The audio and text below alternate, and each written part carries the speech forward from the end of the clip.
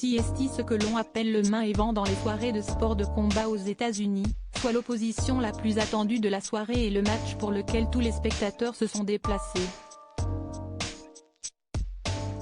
Dans la nuit de dimanche 5 mars, le Français Cyril Gane sera opposé à l'Américain Jon Jones dans un combat qui s'annonce électrique pour la ceinture des poids lourds de l'UFC. Le natif de Rochester, dans l'État de New York, aura l'avantage d'être chez lui puisque le combat se déroulera dans la T-Mobile Arena de Las Vegas, devant une foule très certainement acquise à sa cause.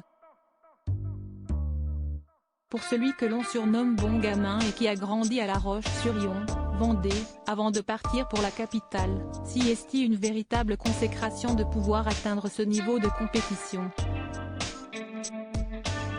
Pas encore très connu en France, où le MA, les arts martiaux mixtes, reste un sport de niche, il est rapidement devenu une grosse star et il compte aujourd'hui plus de 1 million d'abonnés sur Instagram.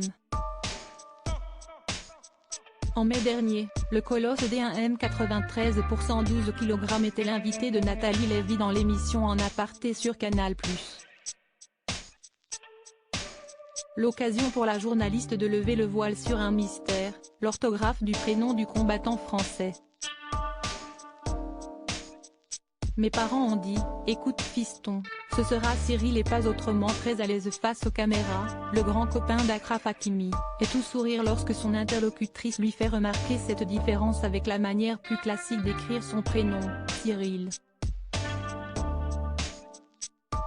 Oui, CST particulier, admet Cyril Gane, avant d'en dire plus, l'histoire, CST tout simplement qu'à ma naissance.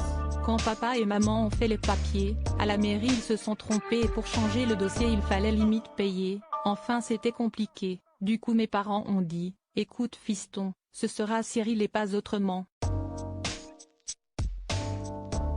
Voilà donc tout le mystère autour de l'orthographe du prénom de Cyril Gane résolu, il s'agit donc tout bonnement d'une erreur de ses parents à la mairie, mais visiblement, le champion ne leur en tient pas rigueur.